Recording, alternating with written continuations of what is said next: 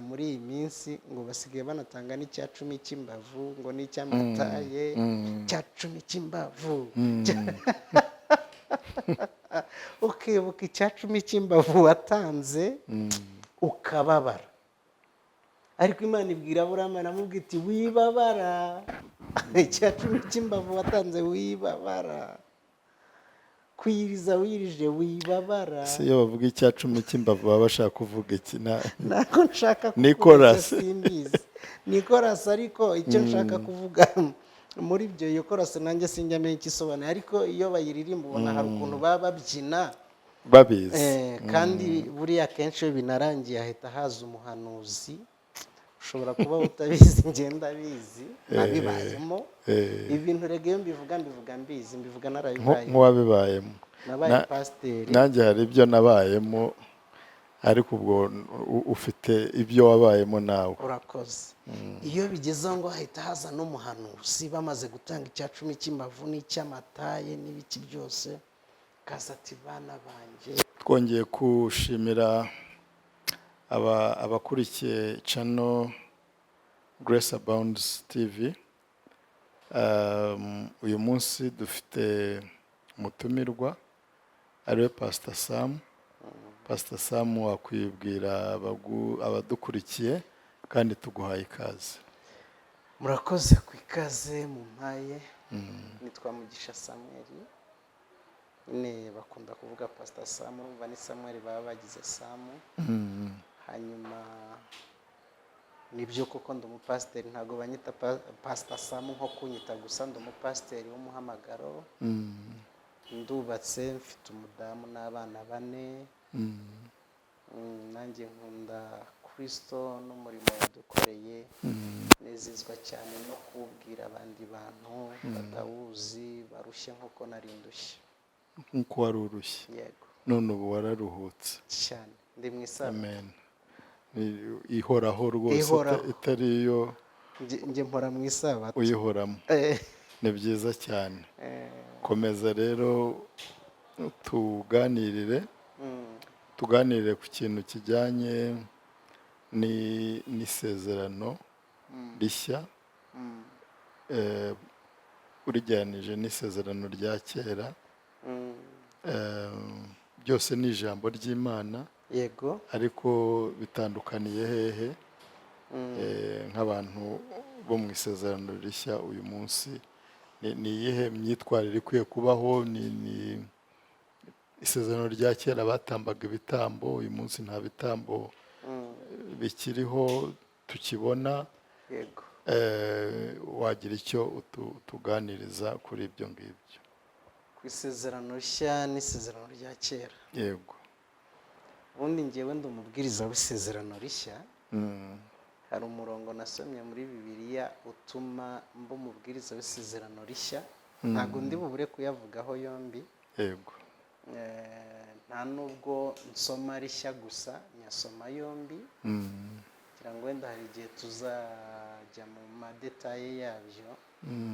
Ariko ndi umubwiriza wese. Hari Bibiliya ivuga mu Bakorinto ba 2 ngira ngo igice cyaho cya 3 n'umurongo wa 5. Reka mpihorere ne kwasoma, avuga ukuntu turababwiriza isezerano rishya kandi twabihawe n'Imana. Hanyuma nanjye ndumuvuga ubutumwa bwiza w'isezerano rishya, kandi niryo mbwiriza ryonyine. Niyo nsomye icyanditswe cyo mu isezerano rya kera,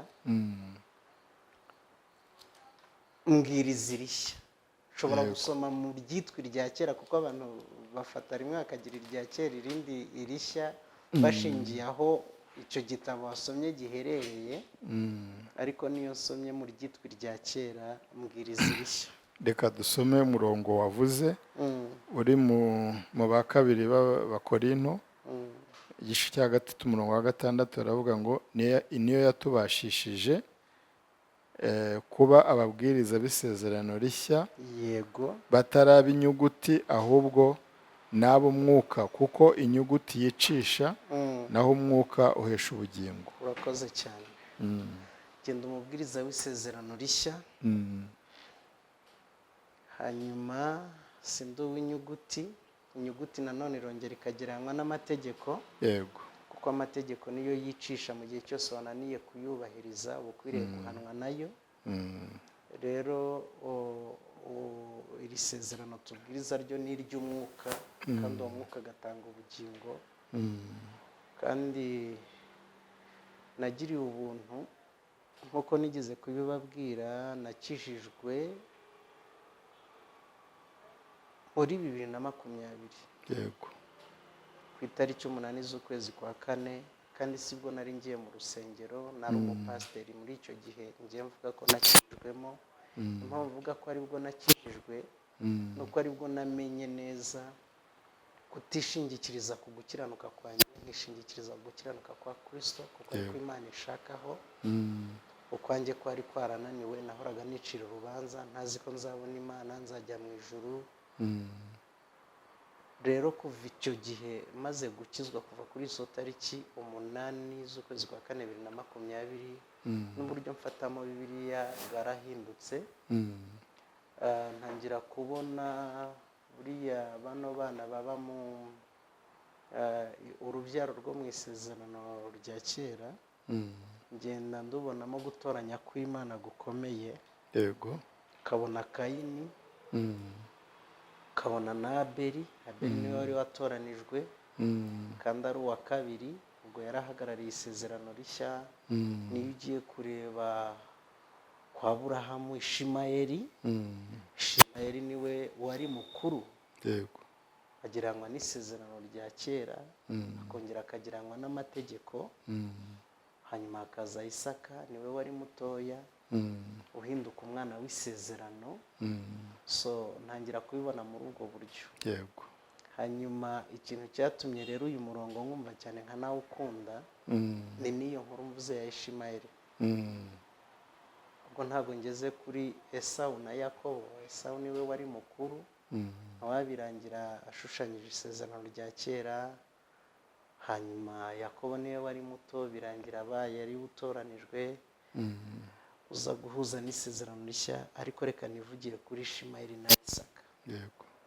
Ishimayeli yavutse, Bibiliya ivuga ngo nk'uko iby'umubiri byose bigenda. Avuka ari ibintu byabayeho kwiyaranja hagati ya Sara na Aburahamu umugabo we. Igitekerezo cyari kivuye kwa Sara, kwa Yesaya. Kwa Sara.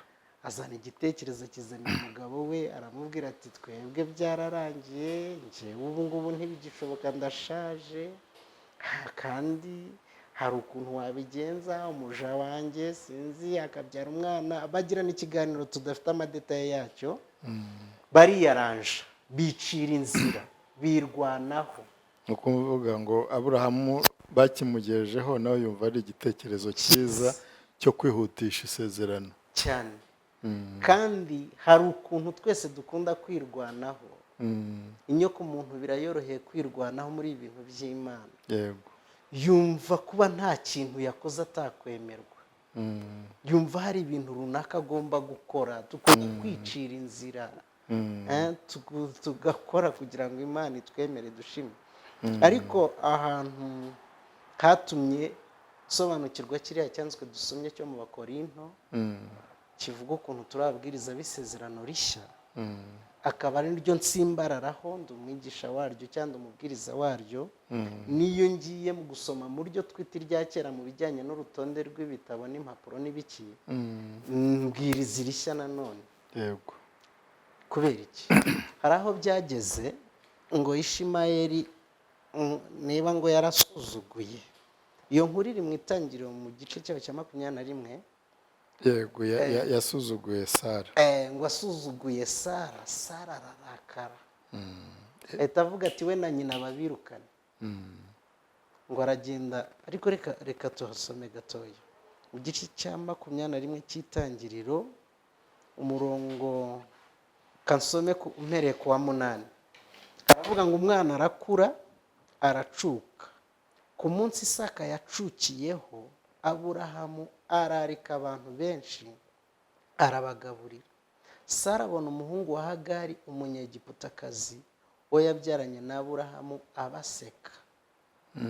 hanyuma nicyo cyatumye abwira Aburahamu ati senda uyu muja n'umuhungu we, kuko umuhungu w'uyu muja atazaraganwa n'umuhungu wanjye Isaka. Ibyo by'uwo muhungu we bitera Aburahamu agahinda kenshi.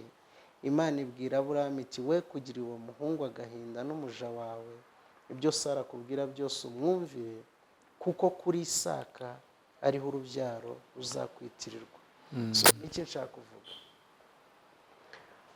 niba Ishimeli yari ahagarariye isezerano rya kera cyangwa ari ryo ashushanya, Sara yageze igihe arabangamirwa. Isezerano rya kera riramubangamira kuko rishingiye ku bikorwa umuntu yikoreye, kwicira inzira, kubahiriza ibi n'ibi ABC, riramubangamira. Rimubangamiye aravuga ati uramwirukana, kandi umwirukana ni na nyina. Aburahamu aranababara. Buri gihe cyose iyo umuntu bamubwiye kure uko ibikorwa yakoze bidatuma yemerwa n'Imana, uhita wibuka amaturo watuye, wibuka ibya 10 watanze, wibuka abantu wafashe, byose urimo kubyita ko urimo kunezeza Imana. Hari ibintu ubu ngubu hari ibintu binansetsa muri iyi minsi, ngo basigaye banatanga n'icya 10 cy'imbavu, ngo n'icy'amataye, cya 10 cy'imbavu. Ukibuka icya 10 cy'imbavu watanze ukababara, ariko Imana ibwira Aburahamu aramubwira iti wibabara. Icya 10 cy'imbavu watanze wibabara, kwiriza wirije wibabara. Se iyo bavuga icya 10 cy'imbavu baba bashaka kuvuga iki? Nako nshaka kuvuga simbizi, ni chorus, ariko icyo nshaka kuvuga muri ibyo, iyo chorus nanjye sinjya menya ikisobanuro, ariko iyo bayiririmba ubona hari ukuntu baba babyina babizi. kandi buriya kenshi iyo binarangiye ahita haza umuhanuzi. Ushobora kuba utabizi, ngenda bizi, nabibayemo. Ibintu rege iyo mbivuga mbizi, mbivuga narabibaye nk'uwabibayemo. Nabaye pasiteri, nanjye hari ibyo nabayemo, ariko ubwo ufite ibyo wabayemo nawe. urakoze. Iyo bigezeho ngo hahita haza n'umuhanuzi, bamaze gutanga icya 10 cy'imbavu n'icy'amataye n'ibiki byose, kaza ati bana banjye nabishimiye. Ntabwo baramenya ko Imana yabishimiye muri Kristo Yesu kera. Bumva ko ako kadiho badishye bakabira ibyuya, amarangamutima yabo akazamuka, arumva nkaho hari icyo akoreye Imana. Mwanshimishe, mwanejeje bana banjye. Gasana nabishimiye. So Aburahamu yarababaye bamubwiye kwirukana ibyo wikoreye bivuye mu gushakisha kwawe, bivuye mu gupfundikanya kwawe kwa kimuntu. Irukana. Arababara, ariko Imana iramukonfirima, iramubwira ngo nibyo, ibyo Sara akubwira nibyo. Irukana inshoreke n'umuhungu wayo, kuko atazaraganwa. Naho ngaho hanteye gutuma ngomba kumubwiriza w'isezerano rishya.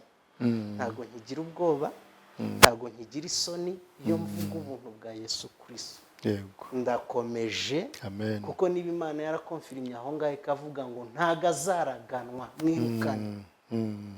Nanjye ubu nta muntu n'umwe wantera ubwoba ngo ambwira ati cisha make.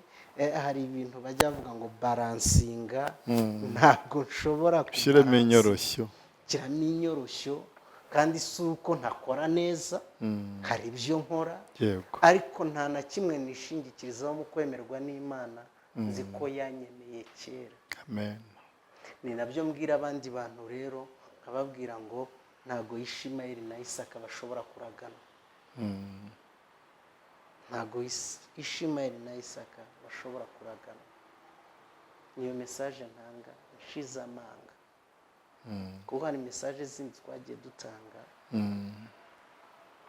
cyane cyane ubusanga zifite ahantu zihurira n'inyungu wenda za ba nyiri kuzitanga cyangwa babatumye. Kuko iyo ubwira abantu ngo ubakira Imana nawe izakubakira, iyo ubwira abantu ngo zana amafaranga ngo ugire icyo ukora ibyo ngibyo uba watangiye uba urimo gushaka ko Ishimayeli na Isaka babana mu nzima. ntabwo byakunda. ni aho ngaho. Urakoze cyane. Buriya niyo mpamvu na Bibiliya ivuga ngo nkunganira mu byo urimo uvuga ngo ni Imana ya Aburahamu na Isaka na Yakobo. Ntabwo bavuga ngo ni Imana ya Aburahamu na Ishimayeli na Esawu. Kuko abo bantu uko ari batatu bafite ayo mazina, afite icyo avuze ku bw'isezerano Imana yagiranye n'abari mu isi. Rero Ishimayeli ni umwana wa Aburahamu, na Isaka ni umwana wa Aburahamu. Esawu ni umwana wa Isaka, na Yakobo ni umwana wa Isaka. Ariko hari abanyujijwemo isezerano ry'Imana.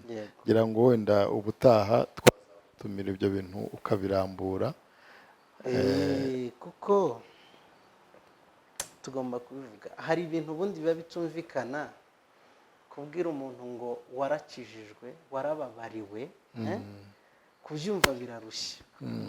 Nkuko na Sara nawe atumvaga ukuntu ku myaka ye agishobora gusama, agatwita, akabyara, konsa, agaheka ku myaka yari afite. N'aba bantu tubwira birabarushya, ariko Isaka nk'umwana w'isezerano agomba kuvuga. Ubundi nkeka ko ikintu kirakaza uyu munsi abantu ntibakire n'ubutumwa bwiza, ntibemere kurekura, ni ugutekereza imbaraga baba barashyize mu mirimo kugira ngo bemerwe n'Imana. Ni naho bipfira rero. Noneho wowe ukaza uvuga uti iyo mirimo yawe imbere y'Imana ni ubushwambagara, nta kivuze imbere y'Imana, ni ubushwambagara bwuzuye ibizinga. Bikiyongera ko ntabwo Aburahamu yumvaga yuko buriya abaza, nkeka ko ajya kubaza Imana, yumvaga ko Sara yavangiwe, mbese yavangiwe. Nawe wakumva yavangiwe kuko n'umuhungu. Ariko atangazwa no kumva Imana imubwiye iti nibyo Sendishoreke n'umuhungu wayo ntibashobora kuraganwa. Urumva nk'uko bivuze, reba nyine umuntu akubwiye ibintu wakoze ko ari ubushwambagara. Wibuke ko abikubwiye ubu turi muri 2025, abikubwiye 2025, ibyo bintu waratangiye kubikora nko muri za 60 yego, kandi wigishwa ko ari byo bizakurengera. Tuyikorere izaduhemba, uririmba mwene izo ndirimbo, nawe ugakora cyane. Hari abantu bageze ku rwego rwo kugurisha amazu yabo. Tekereza nk'umuntu agurishije inzu ye kugira ngo yubake urusengero, gacya mu gitondo ukamubwira ngo ibyo bintu byose nta kintu byongereye na kimwe ku rukundo Imana yagukundaga. Ntacyo byongera, nta n'icyo bigabanya, nta na kimwe byongere. Uko Imana yagukundaga utaratanga iyo nzu niko ikigukunda, nta kantu na kamwe kiyongera. Urumva ukuntu biragora kubyumva. Hari umuntu nzi ngewe nzi wubatse urusengero rumwe.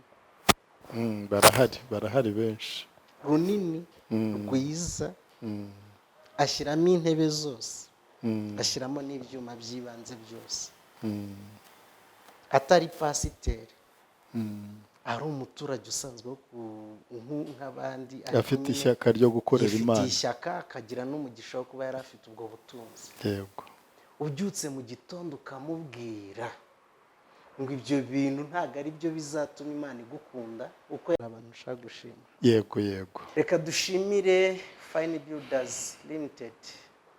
Ni kampani ikora imirimo y'ubwubatsi, ubwo ari bwo bwose, amazu manini n'amato, ayo guturamo n'ay'ubucuruzi, amahoteli, byose barabikora kandi babikora neza. bakorera i Remera opposite na BK Arena. Impamvu rero mbavuga kenshi mujye muyimenya ni uko badushyigikira, ibi biganiro nibo bitera inkunga, kuko nagira ngo mbamenyeshe ko ibintu byose dukora bisaba amafaranga, kamera ni amafaranga, ni byinshi biba bisaba amafaranga, ariko ayo mafaranga iyo kampani yaduha tugakora umurimo mwiza wo gusakaza ubutumwa, niyo mpamvu ntajya mbibagirwa. Rero mwabahamagara mukabegera bakabafasha mu bintu byose bipfa kuba bifitanye isano n'ubwubatsi. Imana ibahe umugisha. Murakoze cyane.